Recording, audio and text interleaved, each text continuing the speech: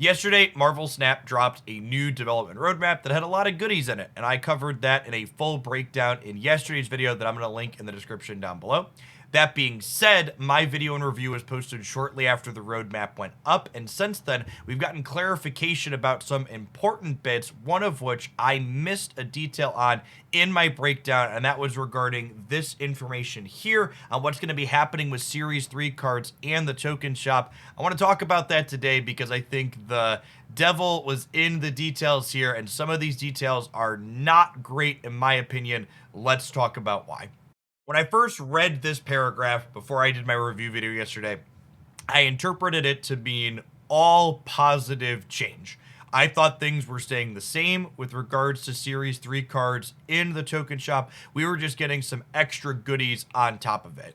Most notably, this says that Series 3 cards are moving to their own section of the shop, and once per season, so every 4 or 5 weeks, you'll be able to claim one of these cards for free.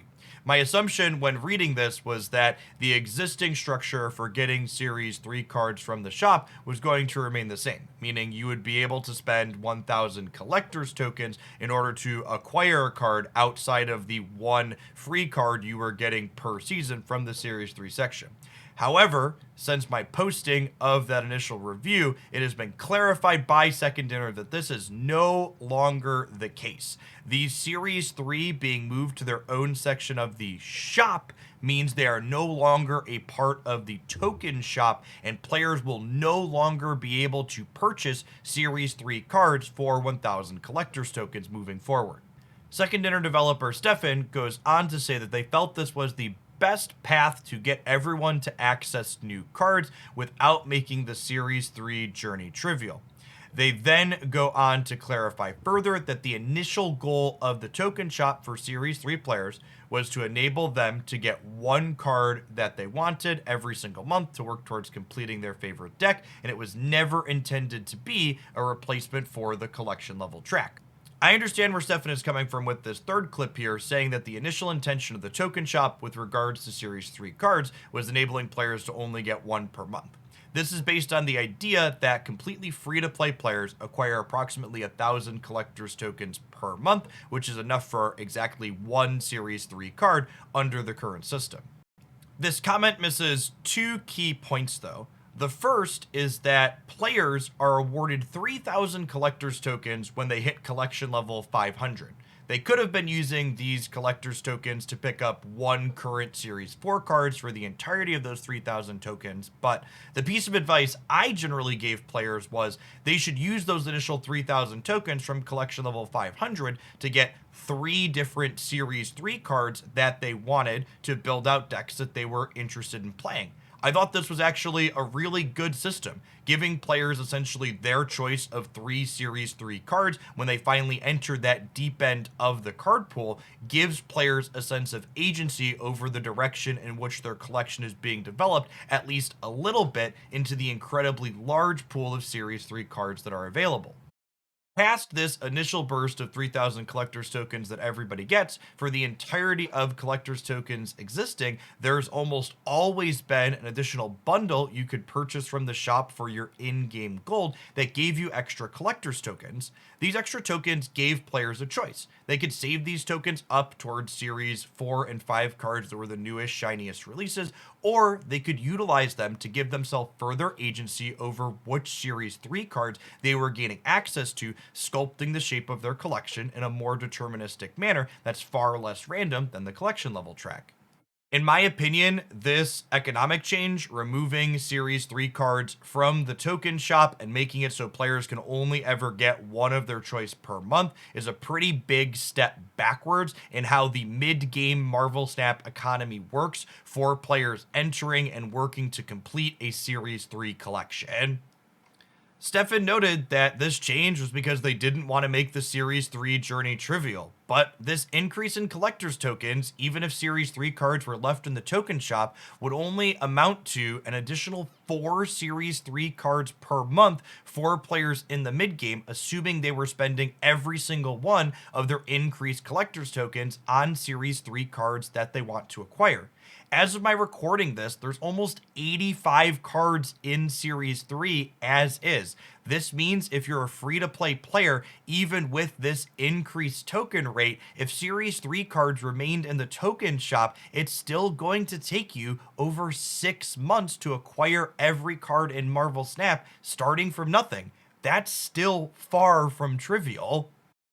Past all of that, it's also important to remember how building decks in card games work even with Marvel Snap's latest releases. Take our most recent one, for example, Master Mold. It's a neat disruptive effect, but it's really not playable on its own. Even if you're a mid-game player who had access to tokens to buy Master Mold, if you don't have Ronan the Accuser in your collection, putting sentries in your opponent's hand isn't really gonna accomplish a whole lot. And Ronan, generally speaking, doesn't want just Master Mold to enable it. It also wants Series 3 card Maximus, and in some cases, it wants Baron Mordo as well. This means even if you had the tokens to buy Master Mold, but you didn't have these other 3 cards in your Series 3 collection, it could potentially be 3 months under this change system if your luck is bad before you can slowly pick out Ronan 1 month, Maximus the next, and Baron another to fully get to play with the card that you luckily had collector's tokens to do now. And this isn't an example just limited to Master Mold, right? It's very common in card games. Take a card like Darkhawk, for example. That card needs Beast and Widow and Rockslide. Thanos, you need Quinjet and Lockjaw. The list goes on. Giving access to Series 4 and 5 cards to mid-game players doesn't actually help them sculpt their collection or experiencing these new releases if this increased access is coming with a removal of the player agency that Series 3 cards previously had. Finally, you probably noted that I underlined the word can in red in this paragraph for this video. Now you can save your tokens for Series 4 and 5 cards. I underlined that word because it's the word that caused me to misinterpret this paragraph to begin with. It's not that you can save your tokens for Series 4 and 5 cards now. It's you have to save your tokens for Series 4 and 5 cards now because you no longer have the option to spend them on Series 3 cards. In closing, Second Dinner, if you're out there, I hope you'll reconsider your decision to remove Series 3 cards from the token shop. I think this change is a pretty big step backwards for the Marvel Snap economy for players that are in the mid-game completing Series 3, and I think even with the increased token rate, giving players the option to complete Series 3 slightly faster, it's still an incredibly long grind that should probably be made a little bit quicker, and this is an easy way for you to accomplish that while giving players agency over choosing if they want new releases right now or if they want to complete Series 3 in a more timely manner. To those of you at home, I'd love to know your thoughts on this in the comments down below. I also think if you feel like I do that this change doesn't make sense, you should let Second Dinner know that in a respectful and polite manner on their different social media channels like Discord or Twitter and anywhere else that they accept feedback. They do listen to the community and implement changes based on feedback that we give them. And I think this is a good opportunity to do that, to hopefully push the game in a direction that's better for people that are coming into it down the line. If you enjoyed my musings on this topic, be sure to snap that like button to help this conversation reach some more people here on YouTube, and check back in again tomorrow for some more Marvel Snap content here on YouTube.